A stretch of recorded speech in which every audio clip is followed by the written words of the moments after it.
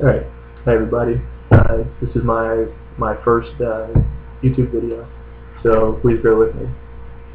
What I want to do is I want to tell you how to pay for grad school, and not only that, but hopefully how to get grad school paid for by somebody that's not you, so it's not out of pocket.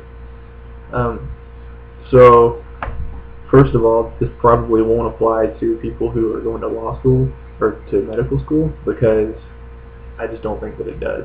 I've always heard you have to pay out of pocket for that, but usually you get such a high salary in the end that it's worth it for pretty much the rest of us out here.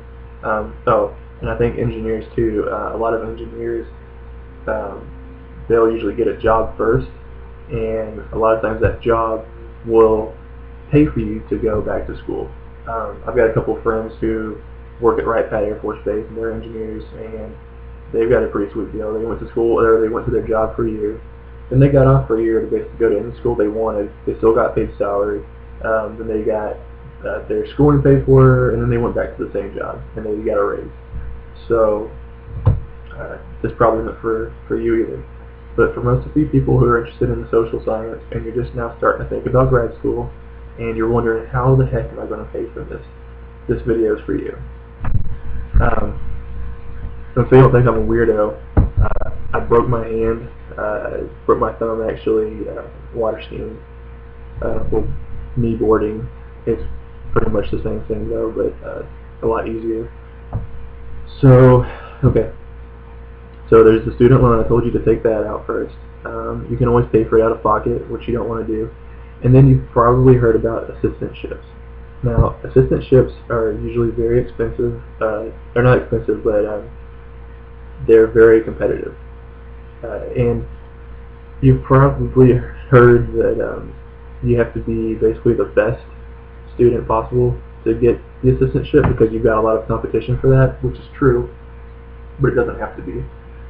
What that mostly applies to is for what's called hard money. Okay, there's hard money and there's soft money. So I'm not really going to focus on hard money too much. Basically, you get a good GPA, you have a good transcript, resume, yada yada yada. You beat everybody else out, and you get the money.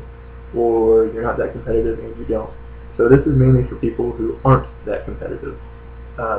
Like for myself, for example, I started off, and I, at a young age, wanted to go to the military. So I didn't work that hard in my undergrad at first. Probably the first 3 quarters, it was a waste. Low GPA, all that, until the very end. And I decided, hey, this is actually what I want to do instead. I want to go to school. I want to have this kind of career. So at that point, I worked really hard to get good letters of reference and all that, but I still wasn't going to be competitive on paper against these other people who initially were good students from the start. So what you're going to be hunting for is what's called soft money. So I'm going to give you the logic, and hopefully you can apply this to your field, but I'm assuming that it will work for most people. So first of all, I would go ahead and think about a few things. One, what kind of degree are you trying to chase down? What do you want? And this is important because you have to know what you want to do with that degree. Don't just go in and waste your time. Make sure that you actually have the right classes and everything in line. That's kind of a given. So this isn't supposed to be a lecture about that. But have your degree in mind. And second, think about what schools you want to go to. Just find out what schools actually provide that degree. Make sure that it's an accredited university, and hopefully it's a good one. Most good universities are, you've probably heard of research universities. So basically what a research university does is it's trying to make money off of researching. So how do you do that? Think about your professor. What is a professor? A professor usually is a PhD holder, which means philosophy doctor. They're a doctor of philosophy. Doctor just means that they teach. They're a teacher. They're very smart. Philosophy means love of knowledge, love of wisdom. So basically, this person teaches as a big chunk of what they do, but that's not all that they do. They are the best in their field, so probably the rest of the time, I want to say probably 80% of their time is not in the classroom. Probably 80% of their time, if not more, is doing research, some sort of consulting project, extension work, just something that's actually kind of more worthwhile than teaching. Not trying to put teaching down, but they're doing something else with their time. And so, like I told you, you need to go out and you need to find the university that you want to go to first that has your specific field. Then you need to look at the faculty that works there, okay? Once you've found the faculty, it's going to be probably on their website somewhere. Each person is going to have probably a little description of what their specialty is. And find someone whose specialty is the same as yours. And I'm going to give you a little caveat here, or a little warning. There's different ranks to being a professor. For the most part, you've got an assistant, an associate, and a full. Okay, these are the main three that you want to look at. For the full professor, I wouldn't waste your time with them. Stay away from them because they really have no incentive to publish at this point, and I'll tell you why that's important in a minute. Basically, one of the biggest pros to being a professor is that you get tenured. Usually, if you're a good professor, usually you get tenured within 6 years. If it's not within 6 years, you pretty much get fired or asked to leave the university. So tenure basically means that you can't be fired ever. It's like job security for life. Okay?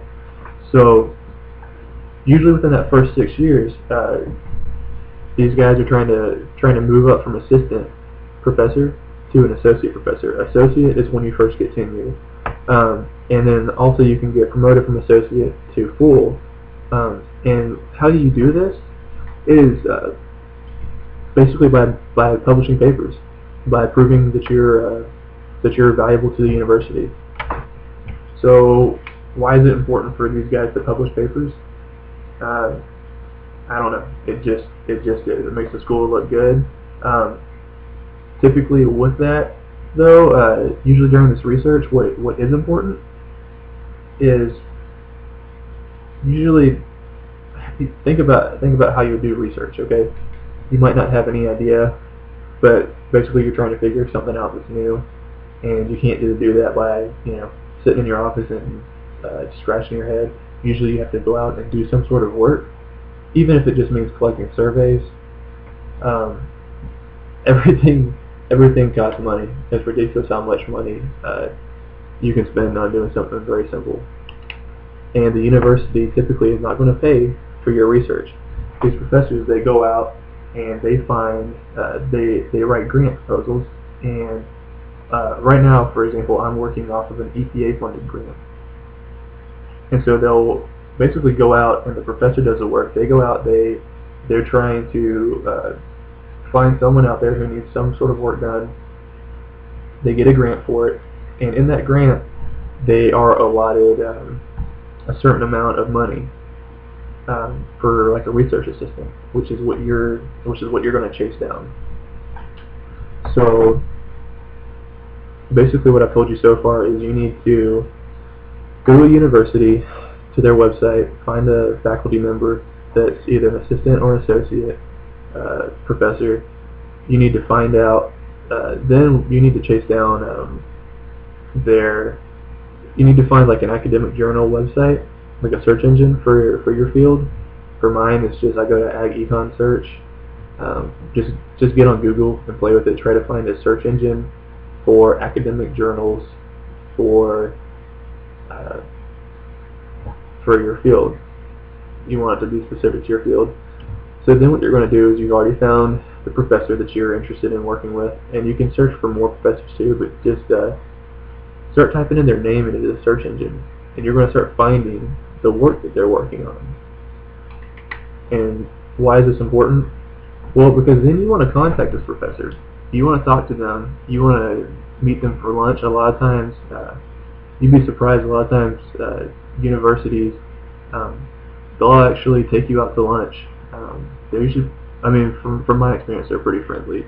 Um, Maybe not everywhere, but they'll take you out, or you just come in and sit down and talk to them about what they work on, because um, while their stuff might be kind of interesting, uh, that stuff, a lot of times that stuff goes unread for the most part. It's not like a best-selling novel, so they spent hours and hours and hours, and once, even years on this, 15, 20-page paper, and then it's going to just basically sit online in some file.